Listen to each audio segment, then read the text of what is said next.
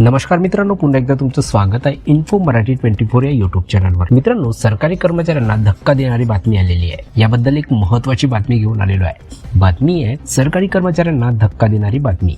जानेवारी 2026 पासून 8वा वेतन आयोग लागू होणार नाही। मित्रांनो, काय आहे या बातमीमध्ये नक्की बघूया। पण त्याआधी जर तुम्ही आपल्या चॅनलवर नवीन असाल तर चॅनलला सबस्क्राइब करून बाजूला दिलेल्या बेल आयकॉनला नक्की क्लिक करा। व्हिडिओ जर कामाचा आणि महत्त्वाचा वाटला तर व्हिडिओला लाईक करून आपल्या मित्रपरिवारासोबत नक्की शेअर करा। आणि हो मित्रांनो, व्हिडिओला शेवटपर्यंत नक्की बघा, जेणेकरून तुमच्याकडून कोणतीही माहिती सुटणार नाही। मित्रांनो, 8वा वेतन लागू होण्याच्या प्रतीक्षेत असलेल्या कर्मचाऱ्यांना धक्का देणारी अपडेट समोर आलेली आहे। आगामी वर्षात अर्थात 2026 पासून 8वा वेतन लागू होऊ शकतो अशी शक्यता वर्तवली जात होती।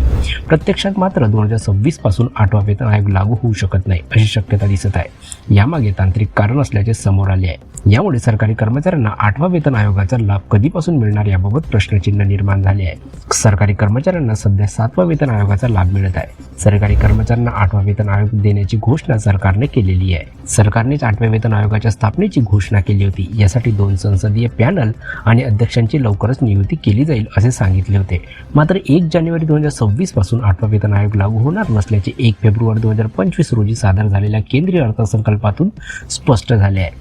लाखो सरकारी कर्मचारी आणि पेन्शनधारकांना 8व्या वेतन आयोगाकडून मोठ्या अपेक्षा होत्या। अर्थमंत्री निर्मला सीतारामन यांनी त्यांच्या केंद्रीय अर्थसंकल्प 2025 मध्ये वेतन आणि पेन्शन सुधारण्यासाठी एक रोडमॅप आणि अर्थसंकल्पीय वाटप जाहीर करावी अशी त्यांची अपेक्षा होती, पण असे झाले नाही।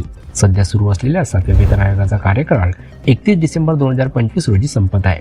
त्यामुळे 1 जानेवारी 2026 पासून 8वा वेतन आयोग लागू होईल असा अंदाज वर्तवला जात होता, परंतु सरकारने या अर्थसंकल्पात त्यासाठी कोणतीही तरतूद केलेली नाही। यामुळे 2026-27 च्या अर्थसंकल्पातच त्यासाठी तरतूद केली जाणार असल्याचे संकेत मिळत आहे। 8व्या वेतन आयोगाच्या शिफारसी तयार आणि अंतिम करण्यासाठी किमान 1 वर्ष लागू शकते। 2025-26 च्या केंद्रीय अर्थसंकल्पात 8व्या वेतन आयोगाशी संबंधित कोणत्याही खर्चाचा हिशोब नाही, कारण वेतन आयोगाचा अहवाल अंतिम होण्यासाठी आणि मंजूर होण्यासाठी किमान 1 वर्ष लागू शकते।